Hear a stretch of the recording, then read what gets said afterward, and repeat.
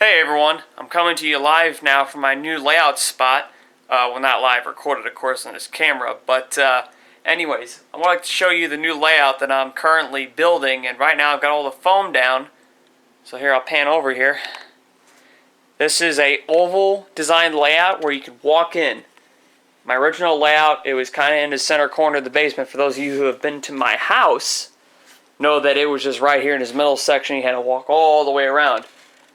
Being around the What's Neat this week with Ken Patterson and the podcast, I've come to discover that it's probably just better go sectional, go modular too. Now, I know those of you now are going to think, okay, your thickness looks a little bit too short to 2-inch. I'm just doing 1-inch foam. I don't want to go hammer hard in the scenery. All I just want is, well, I do want some scenery here and there, but I don't want to go like hardcore mountains, valleys, rivers, and streams. I just want to do gentle stuff because all I want to do is have like operation scenarios. I want to do a little bit of operations.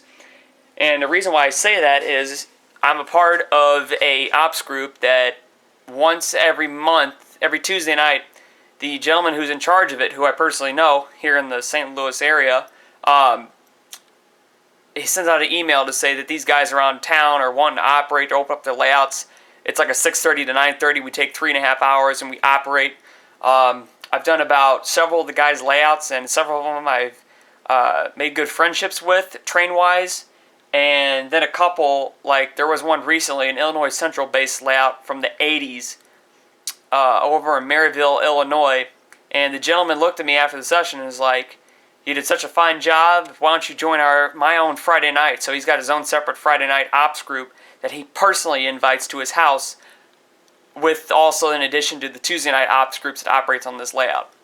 But I don't want to go like hardcore into operating because I don't have a lot of room for so many people.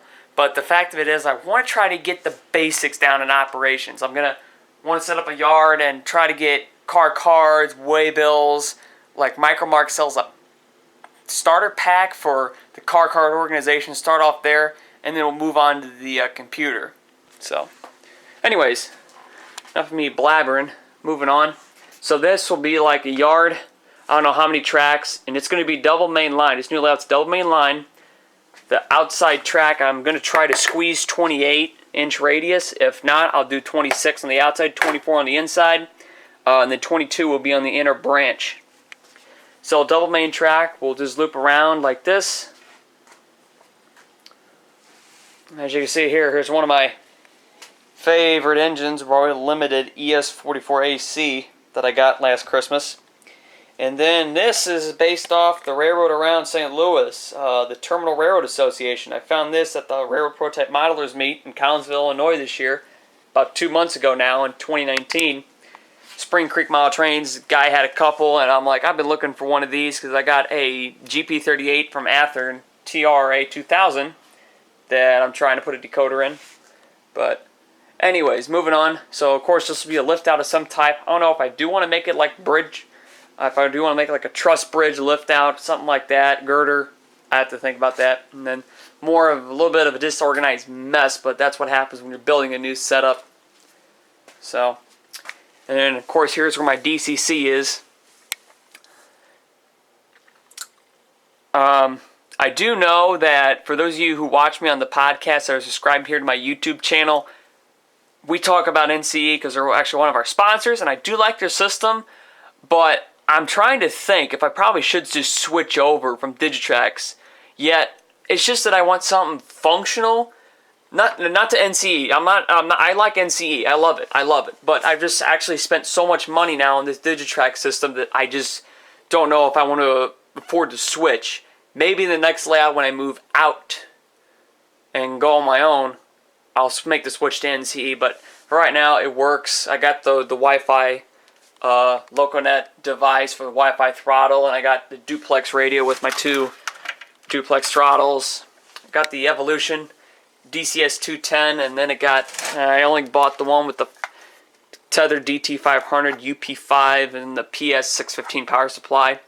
And I already had the duplex receiver, so that saved me a bit of money for my local brick and mortar. That I think I got this for around $340, brand new on the shelf. First shipment he got about last year sometime, I think.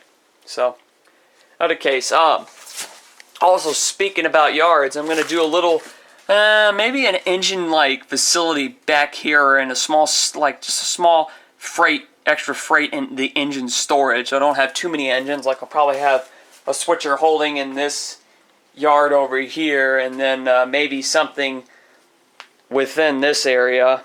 Yeah, maybe the yard will be on the back here, and then this will kind of be like a couple spots here and there where there'll be industries, spur-offs, branch lines, and then there's going to be maybe a single branch running around here. And then what that's going to do is that could run into a switch lead. That'd basically be like the switch lead, or the yard lead to my yard, which would be right here. And then here and there I'll have a crossover right here, left and right, and then left and right somewhere over there, so I can switch trains around as accordingly. And then of course here's my shelf of the misfit boxes just strewn around. Stuff some of this is from my original set, and then others is just from recent purchases, but it's a pretty good collection I think I got accumulated. And then here's where the magic of the DCC installs and the work to maintain the layout happens, here in my little work center. Then I got shelves and stuff, and then this is a system I've just created so I know what decoder installs are to do in what locomotive. So like for instance, there's that, I know there's not good lighting here, Terminal Road Association GP38 that Atlas made. I'm sorry, not Athearn. This is actually the one I'm working on right now with the Nix Trains board. SP tunnel motor, 45 I think. Yeah, 45. And then I got a Kato C44, and this has been not running for about a good year and a half. But hopefully I'm going to get that up all and running. And here are my two first ever Athearn purchases in 2014.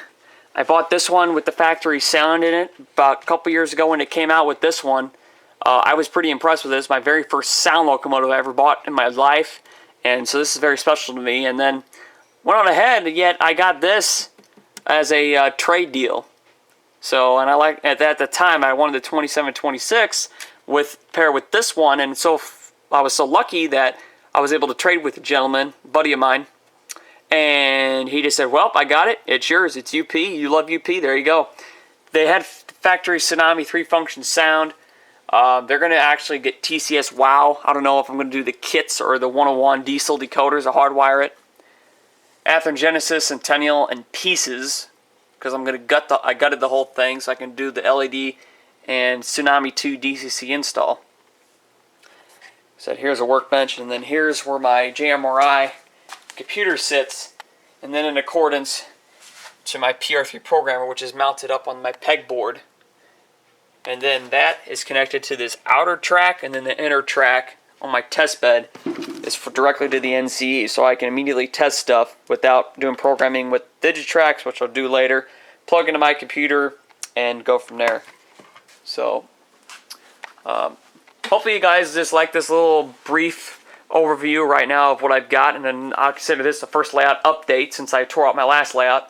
Just go on ahead and give this video a like, dislike, comments, questions below, and I'll see you guys in the next one. Take care.